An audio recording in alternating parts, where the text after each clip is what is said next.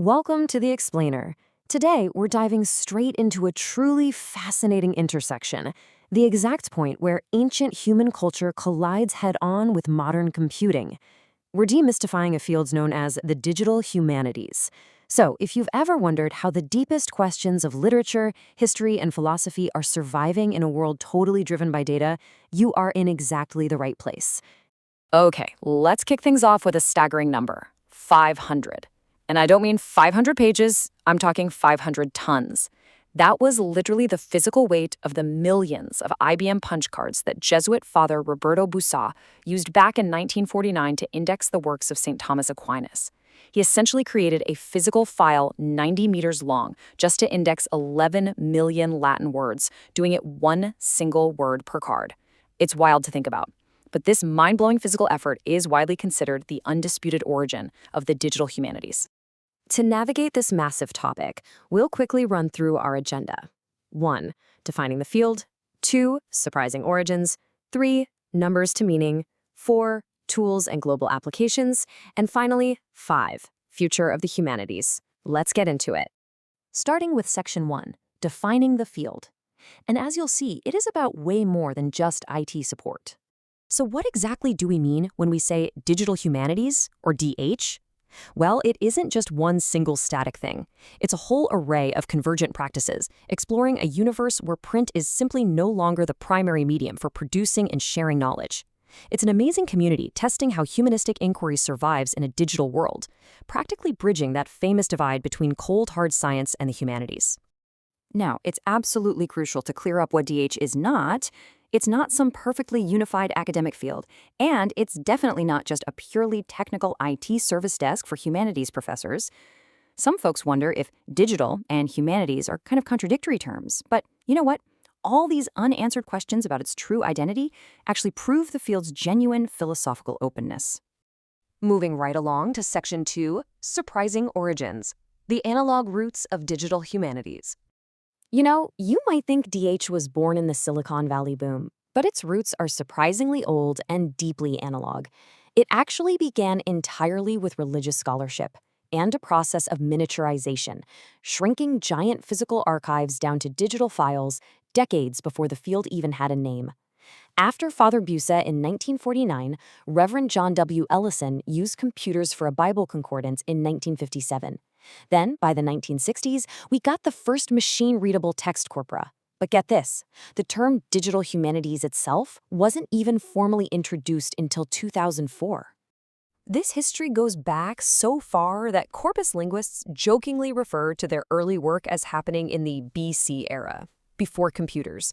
Think about the making of the Oxford English Dictionary. We're talking millions of paper citation slips, sorted completely by hand in drawers and boxes by human workers. It was a massive technological infrastructure. It just happened to be made of paper and human labor instead of silicon chips. All right, on to Section 3, Numbers to Meaning, Decoding the 19th Century.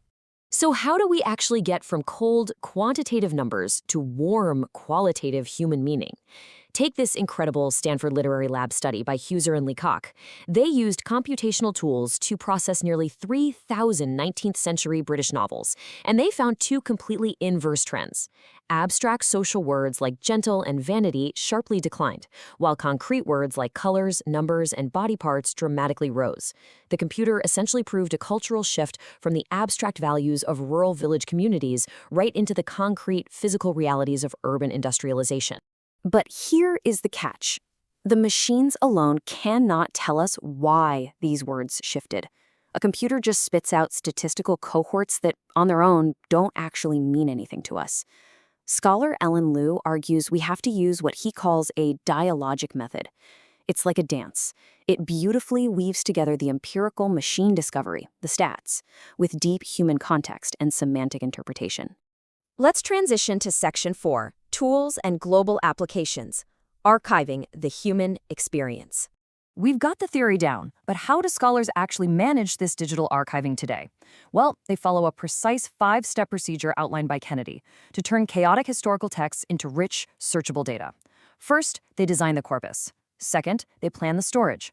Third, they navigate tricky copyright laws. Fourth, they capture the text, which used to mean typing it all out by hand, but is now mostly web harvesting. And finally, step 5, they add markup and annotation, tagging words for their grammatical or historical functions. And when we apply these tools globally, the scale is just mind-blowing. Take India, for example. It represents one of the absolute richest territories for DH. They are leading an urgent archiving movement to preserve incredibly diverse ancient scripts and indigenous languages across 31 linguistically distinct states. Driven in part by a UNESCO mandate, library and information science professionals are really stepping up to organize this staggering amount of cultural wealth. But hold on, scholars are just to understand a really critical difference here, starting with the word digitization.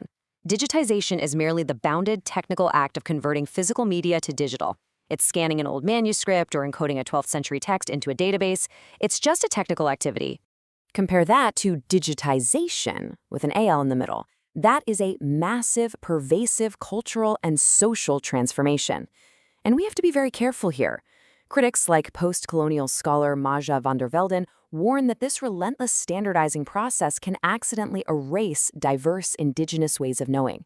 Because when a digital system forces ancient, fluid indigenous stories into a rigid Western database structure, it can inadvertently render those unique cultural perspectives totally invisible. And that underlying tension brings us to Section 5, Future of the Humanities, Debates and Shadow Plays. I want to point out that the DH landscape is absolutely full of active, passionate, scholarly debates. For instance, there's the wave metaphor, this disagreement over whether early data-heavy methods are outdated and should be replaced by qualitative ones. There are also really vital movements like #TransformDH, pushing the field to better represent marginalized communities. And of course, there's the ever-present anxiety of losing true humanistic meaning to cold commercial metrics and institutional pressures. We're impartially laying these out because they're absolutely central to where the field is heading. Ultimately, scholar Alan Yu theorizes that this entire field serves as a shadow play. What he means is that DH is basically a testing ground to prove that the humanities can survive, adapt, and remain deeply meaningful in our increasingly data-obsessed world. The big question isn't just about what DH is, it's about what the humanities themselves will become when all of society's knowledge is digitally encoded. Which leaves us with this final, provocative question to ponder. As our world becomes entirely digitalized, and as we translate centuries of human joy, suffering, and wisdom into binary code, how will we ensure the human soul isn't lost in the machine? It's a huge question that DH scholars wrestle with every single day. And now, so can you. Thanks for joining me for this explainer, and keep asking the big questions.